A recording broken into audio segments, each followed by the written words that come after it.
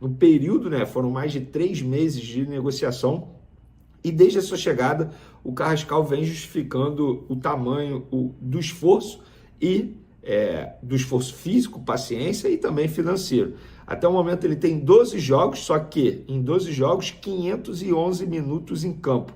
Eu vou até fazer uma conta aqui, quantos jogos dariam essa quantidade de minutos, quer ver? Ó, quase 5 jogos e meio. 5 jogos e meio. Então, em 511 minutos em campo, ele já tem 2 gols e 2 gols extremamente importantes. Gols contra o Racing, na noite de quarta-feira agora, e contra o Vasco, que deu empate. Vocês vão se recordar, um jogo importante. Além disso, grandes atuações, até mesmo contra o Corinthians, por exemplo, que ele jogou muita bola e, enfim, na ocasião a gente falou pouco que o Arrascaeta fez um golaço. Então, assim, essa é a boa notícia, tem que valorizar demais o Carrascal, e é aquilo, cara, futebol é assim, é momento. Hoje, para mim, ele é titular, e aí, por isso que é importante você ter um elenco com bons jogadores. Vão ficar brigando pela titularidade, e quem vai ganhar com isso é o Flamengo e o Felipe Luiz. E por falar nisso, galera, eu tô vendo nas redes sociais muita gente ainda reclamando do resultado de 1-0, só foi 1-0, resultado perigoso. É óbvio que não tem nada definido, nada encaminhado, muita coisa vai acontecer lá na Argentina, mas você, torcedor do Flamengo, preste atenção nesse recado. Você tem que desfrutar o momento, o bom momento do time. Gente, pós-data FIFA, 3 jogos, o Flamengo venceu muito bem o Botafogo por 3-0 dentro do Newton Santos. É difícil jogar lá no tapetinho deles. Superou o Palmeiras em um grande duelo no Maracanã, jogo de altíssimo nível. O Flamengo venceu o Palmeiras e saiu na frente do Racing nessa briga por uma vaga na grande decisão da Libertadores da América, em um jogo muito difícil e jogando bem. Além disso, tem crescimento individual de alguns jogadores, acabei de mencionar aí o Carrascal, o Samuel Lino entrou muito bem e teve o retorno soberano de Pulgar. Então, o torcedor rubro-negro, comemore, desfrute de verdade. Não seja esse chato, enjoado, amargurado, reclamando. Não, desfrute do momento. O Flamengo vai ganhar as 2 competições? Ninguém sabe, mas está brigando pelas 2 competições. Então, relaxa, torcedor rubro-negro. Para com essa noia de ficar só reclamando. E por falar em Felipe Luiz, gente, desde a chegada dele, o Flamengo tem 78 jogos, 50 vitórias, 18 empates, 10 derrotas apenas, 138 gols marcados, 48 gols sofridos, 43 jogos sem sofrer gol, e isso dá um aproveitamento de quase 72%. Você que chama o Felipe Luiz de estagiário, com todo respeito, você não entende nada de futebol. Inclusive, contra o Botafogo, ele foi muito bem na escalação e nas alterações. Contra o Palmeiras também foi muito bem, e contra o Racing ele também foi muito bem na escalação e também nas alterações. Então relaxa, torcedor rubro-negro, relaxa, porque o Felipe Luiz está fazendo um bom trabalho. Agora vamos para a informação principal desse vídeo, que não é boa, envolvendo o atacante Pedro. O Flamengo acabou de atualizar a situação clínica do atleta e disse o seguinte: o atacante Pedro foi reavaliado nesta quinta-feira pelo Departamento Médico do Clube de Regatas do Flamengo, no Centro de Treinamento George Elá. E após o diagnóstico da fratura sem desvio na una direita, que é o osso mais longo aqui do antebraço, o atleta iniciou o tratamento e permanecerá com o braço imobilizado nos próximos dias. A imobilização, que se estende acima do cotovelo, é necessária para impedir a rotação do osso fraturado e garantir a adequação, consolidação da lesão. Em razão do quadro, Pedro seguirá um trabalho específico de manutenção da preparação física com o objetivo de estar em condições de atuar tão logo seja liberado da imobilização. Galera, vamos aos fatos, tá? Eu conversei com um ortopedista para saber mais detalhes dessa lesão.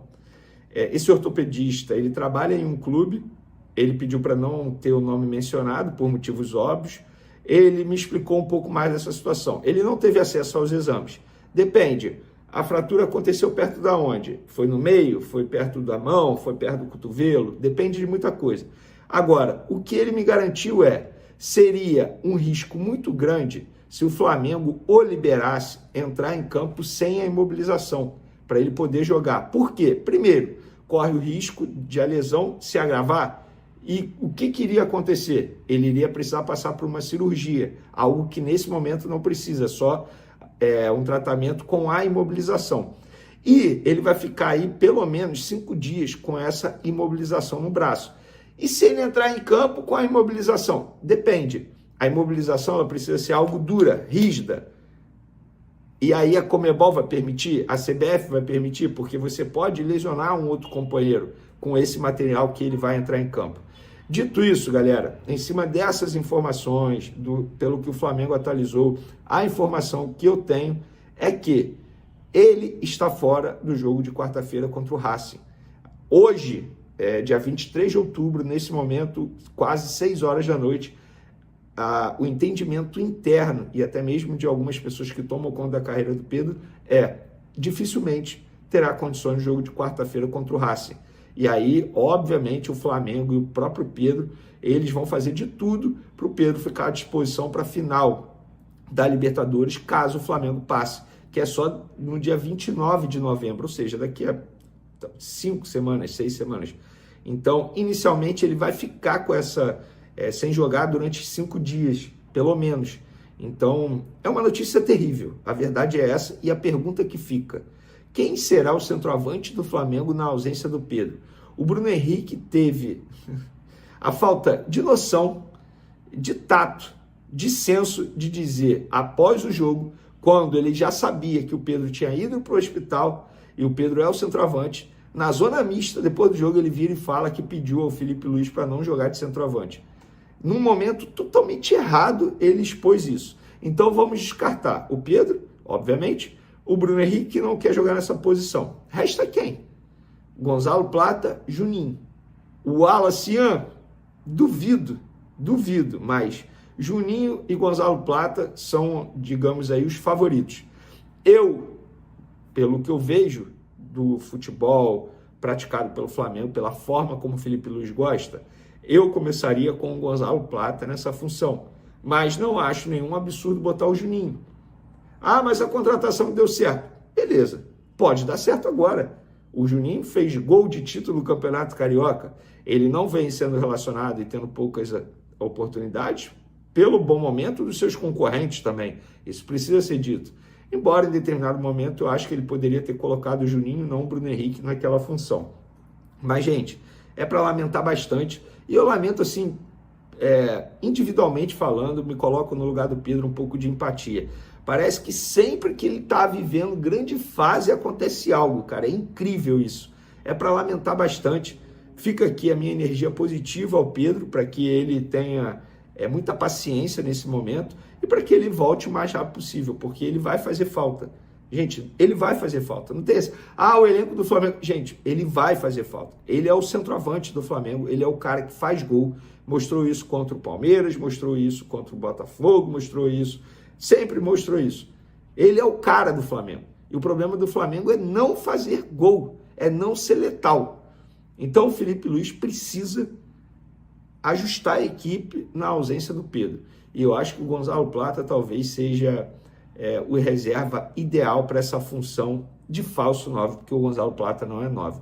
Agora eu quero saber a opinião de vocês. O que vocês acham? Tem que colocar quem ali de centroavante? Tem que manter o Bruno Henrique, mesmo ele não querendo? Gonzalo Plata, Juninho, o Wallace? Eu quero a opinião de vocês, tá bom? Podem comentar à vontade, tamo junto e fui! Bruno Henrique fora de posição?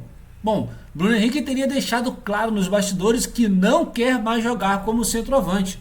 O craque pode até deixar o clube no fim da temporada. Será que o BH21 está desmotivado ou só quer voltar para a ponta? Fala aí, torcedor. Você manteria ele no time e em qual posição? Abraço.